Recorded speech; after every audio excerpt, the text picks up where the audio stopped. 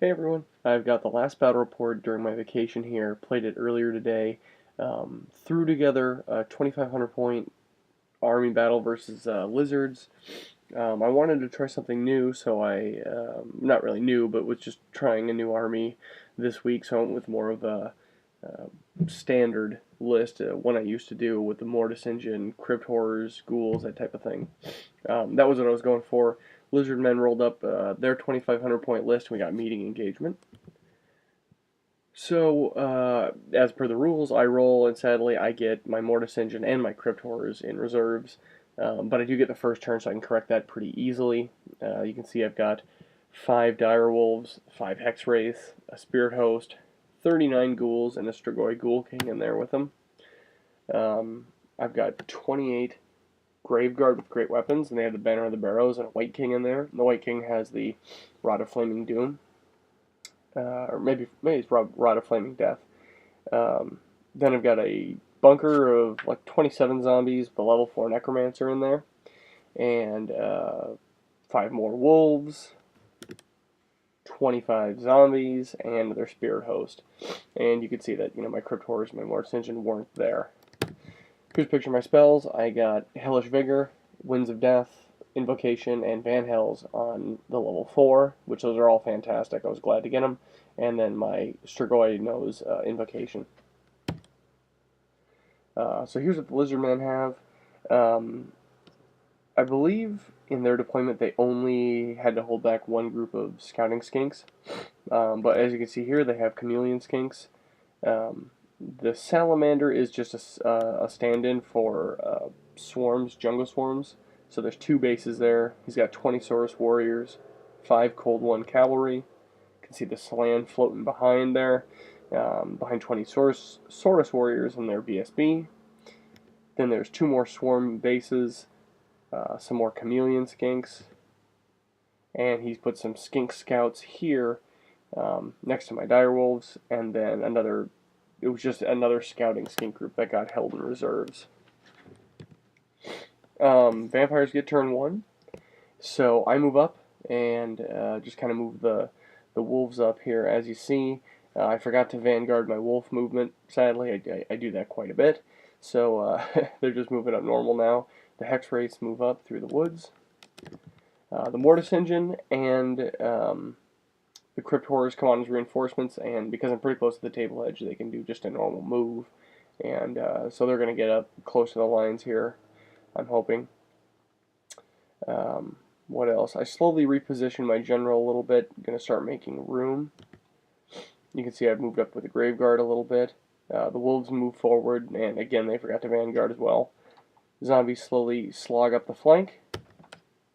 During Magic, I throw all 4 dice at Van Hells and get it off, so that helps me correct my lines, and you can see I've moved it this way, get the Crypt Horrors up front or as close as they can get, and I move my, sideways move my Necromancer bunker over, and then that lets the Ethereal Mortis Engine just go right through them as they're moving and position where I want them. So this is what the board looks like. Pretty close to what I wanted when I was going to start deploying. Guess just a few more pictures here. And we go into Lizardmen turn 1. The Jungle Stalkers charge the Graveguard. These Jungle Stalkers charge the Ghouls. He's just biding some time trying to slow me up. The Skinks move up a bit to shoot the dogs. The Scouting Skink reserves show up, and I didn't know that he had them at this point, and they move forward so they can shoot the Mortis Engine. These Skinks move around to shoot the dogs here. And during Magic, the Slan casts Speed of Light on his Jungle Swarm. I think he was trying to draw my Dispel dice. And, this Slan has the power where every time he casts a spell, he gets a free power die to throw at it, not from the pool. So he's just doing 2 dice to cast pretty much everything. So that goes off. I believe I let that go. He casts Banishment on the Mortis Engine, which I throw all my Dispel dice at and Dispel. And then he fails to cast the juiced up version of Shem's on the Mortis Engine. So he was trying to shoot that thing. He's rightfully afraid of it. The Skinks shoot the dogs. That's to be expected. Other Skinks shoot the other dogs. also to be expected. And the other skinks shoot and actually do a wound to the Mortis engine. They wounded a couple of times, but thanks to regen, I saved them.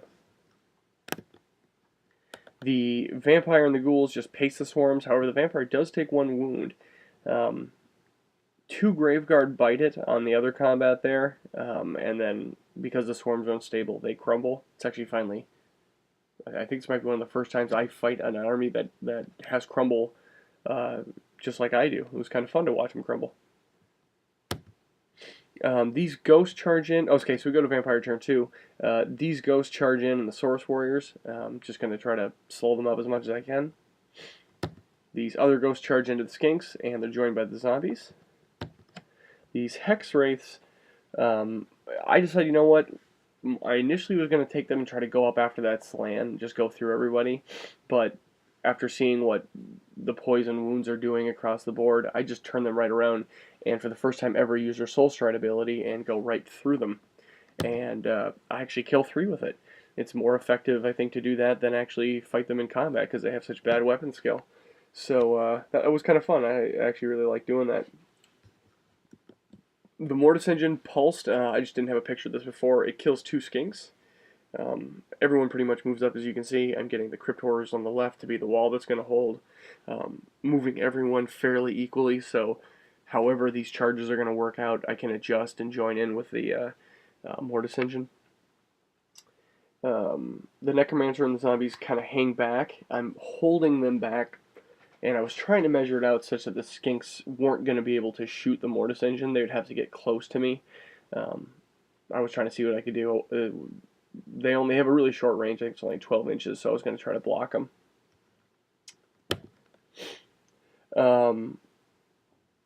Let's see, let me check my notes here. During the magic phase, I try to cast Van Hells to get everyone moving around and re-rolling. That gets dispelled. But the Rod of Flaming Death goes off. I do get that off, and I put it on the Temple Guard, killing 1 and making it so they're going to take massive casualties if they move next turn. So I'm holding back his lines and moving mine up quick. I'm feeling pretty good about that. Invocation of Nehek fails on the Necromancer, but I was able to get it off on the level 1, the Strigoi Ghoul King. He was able to heal. The Mortis Engine's 1 wound, and then the signature ability just used it to heal himself. In close combat, the Spirit Hosts whiff, just completely whiff, and just basically do just CR, they crumble. So they're down to 3, or they crumbled 3 wounds, they're down to 1 left. These skinks, I win the combat, they break, and I run them down, so I get some good movement out of the zombies and the Spirit Host there. And this is just what the board looks like at the end of the Vampire's turn.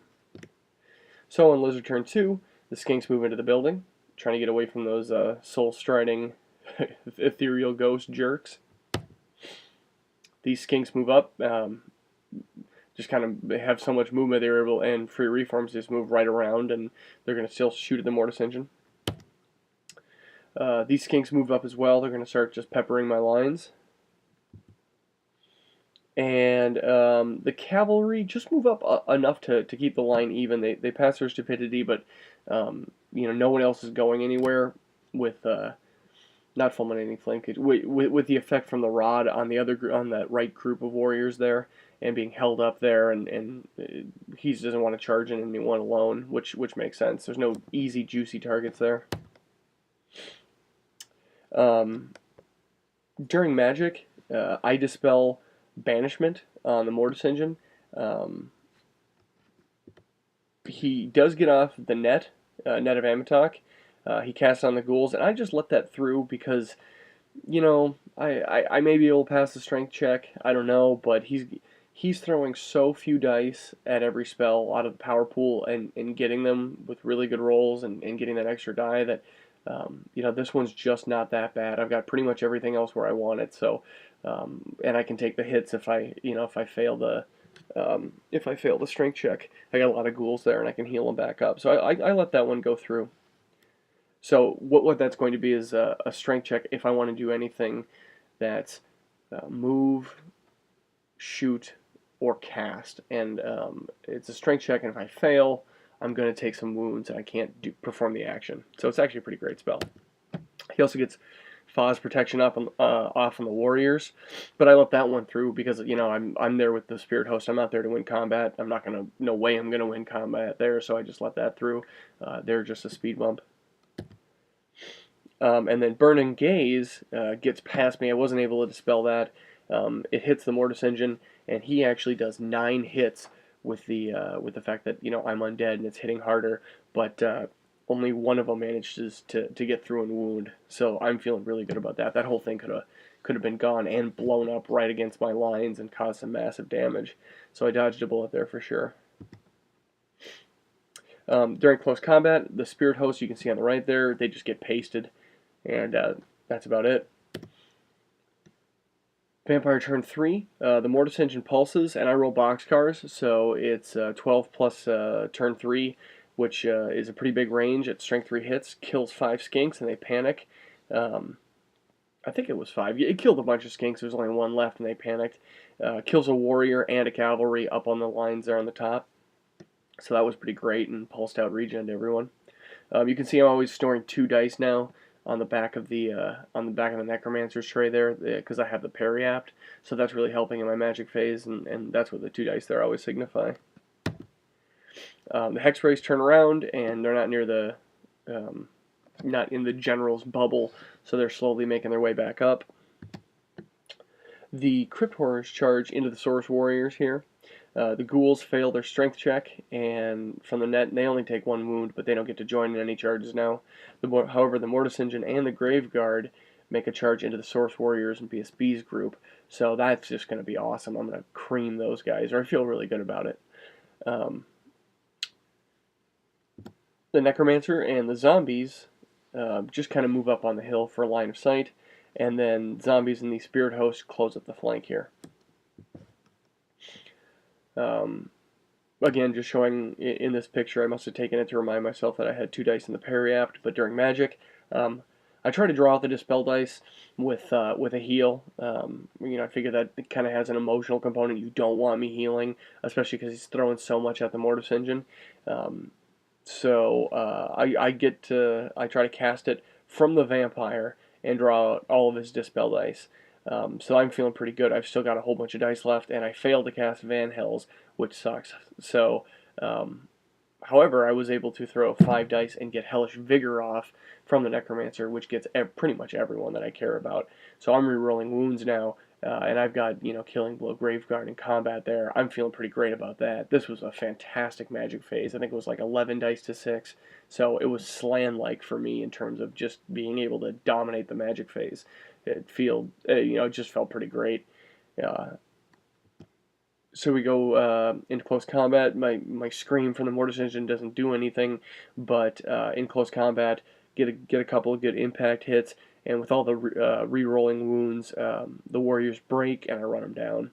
So now my Mortis Engine, I know that Slan is worth a lot of points. I think he actually ends up being over 500 with all the tools and things that he has. So I knew he was going to be big. So my goal is just everyone to the Slan. So I'll take the chance to kill the warriors and then get the extra movement for the slow-moving Mortis Engine. So now if he keeps trying to shoot it, it's kind of like a bomb back there. It's going to go off and kind of be devastating. Even though it's not where I want it in terms of making sure my lines are still good and regen's bubbling out. Only half my army's going to get regen now, but hey, I'll take it. I'm feeling pretty great about it. This is unfortunately the pictures from the Crypt Horrors fight. On the other side, I roll all those attacks and only 1 hits, and they don't get to reroll their misses. So with the stomps, I think they get a couple, but they're steadfast, so they stick around. And the lizards have pretty good leadership on top of that with their cold-blooded rule. So we go to lizards turn 3. The Saurus warriors see that there's a new, with the fact that my line just jetted forward and hurt his, that there's a juicy target there of that level 4 necro, and so he makes the right call and throws those guys right at him. And not much I can do about that. I mean, I will get a counter charge off, but he's got a turn just to devastate those guys. This lone skink keeps running away. This is when the panic from the Mortis Engine. The Slan marches away from the engine's pulses. He's going to get away and try to shoot. The Skinks move up to shoot the ghouls, and we find out that there's actually a character in the farther right unit who can snipe, so that's actually going to give him a shot here at getting some big points. During magic, the Slan fails to cast Net again, but he does get off Speed of Light on the Warriors. I tried to dispel that, and I think I just missed. And then he rolled double ones trying to cast his next spell, just throwing one die at it and getting his extra die. So the phase was over, and I get to put 2 dispel dice in the parry out for next turn. During shooting, the character in the Skink is where I find out he's some nice character, and he tries to snipe the Vampire Lord but misses. The Slan tries to shoot at the Mortis Engine. He's got some sort of rod that lets him do multiple shots, but the problem was he marched, so he can't shoot. And then the Skinks actually do kill like 7 ghouls, so they had a pretty good round of poison. During close combat, the Horrors lose to just bad rolling again on my part. I mean, they're not combat machines by any standard, but man, I was just rolling like crap. And then just I think I crumbled like 5 wounds, so now I'm really down in terms of attacks and holding that wall, but I still feel really good. Over here, the Cold Ones had completely forgot to allocate attacks on the Necromancer, and I wasn't going to help them out, kind of like a jerk, but they still decimate the zombies, and a whole bunch crumble, but the Necromancer still lives. So here it's Vampire turn 4, the Hex Wraiths. They're never going to get into the fight at this rate because it's ending so fast, so I decide to charge these Skinks. Mortis Engine turns and closes up to move toward the Slan. If he pulses, he's going to do what he can to take him with him, so that's not a charge because he wasn't facing him, but he turned and is moving over there. The Graveguard Swift reformed and was able to move, but not march. And then the zombies are, again, slowly moving, and so is the Spirit Horde. The ghouls flank charge the Cold Ones here with the Strigoi Ghoul King, and during magic, I try to cast Invocation to Heck from the Necromancer, and that's dispelled. He threw all his dice at that. He didn't want me healing, but Van Hels fails to cast, and I just rolled like a 1, a 1, and a 2, which sucks because my phase is over. I used all my dice, and I really could have use some of those re-rolling to hits. The Hex Race managed to kill 1, but they hold. They've got, that cold-blooded really just always comes through for them. Over here, we end up killing 3, and he finishes the rest of the skeletons. The rest of the zombies, but so I don't have to crumble, but they hold again. So we're going to go another round where that Necromancer is really vulnerable. The Crypt Horrors sadly lose combat again, and they crumble. So they're down to just 2 wounds on that last guy. I'm going to go into Lizardman turn 4. We've got no charges. In fact, there's very little movement from them.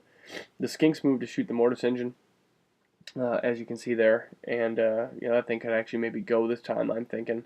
During magic, the Slan casts the juiced up area of effect version of Speed of Light, hits like all of his guys, and he casts it with Irresistible Force. So he rolls, and it's the magical feedback one where the small round template does strength 10 hits, and he reveals he has the cupped hands, so he gets a chance to throw the miscast at me, but he rolls a 1. Anything but a 1, my Strigoi Ghoul King would have had to eat the miscast, and that could have been really bad, but for him, he just had to eat it, and yeah, on that Palanquin, he has a 4-up ward save, so nothing really happened. I think he only lost like 2 dice from the pool, so I dodged a bullet with cupped hands there. And then he tried the rest of his dice at Shem's Burning Gaze, and on the Mortis Engine, I was easily able to dispel that. During shooting, the Slan has his multi-shot weapon and just misses the Mortis Engine, and the Skinks come through, and poison hits the Mortis Engine 4 times. I'm like, oh no, pick up the dice, and I regen all 4. So he just cannot kill this thing, and I felt pretty great about it. I kill another skink, but they hold again, and this is the problem with Hex Race, I'm finding out, with their crappy weapon skill and one attack, and the fact that I always forget to roll for the steeds. That's probably why they're so crappy. They just kind of sit in combat and don't do much. At least with units. With war machines and stuff, they're still pretty great. Plus, there's no armor saves, which is also pretty nice. The ghouls pace the remaining...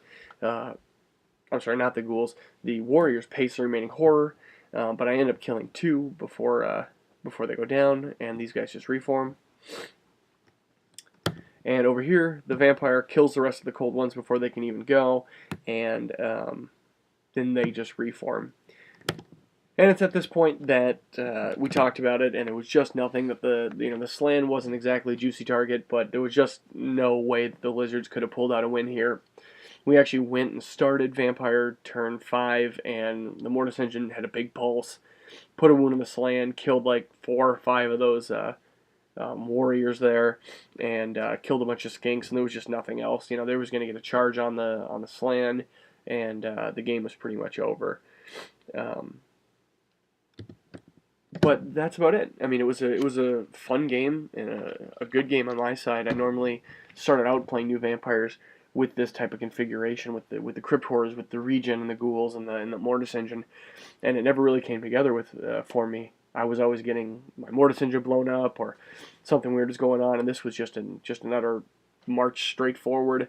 It helped that I had battle line, that I was so close to him, because I was able just to go right over his speed bumps, crash right into him.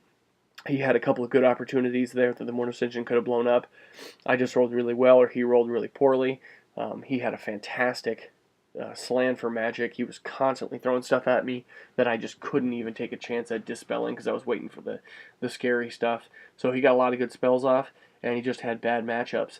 The Graveguard just punished him. He had never seen those guys before, or he'd never really seen them in combat, this particular player.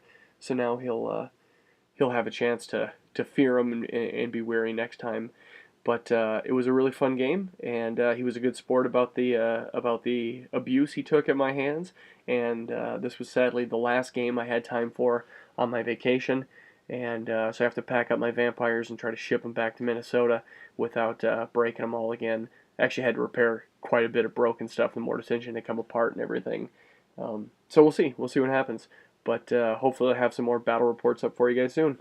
Thanks a lot.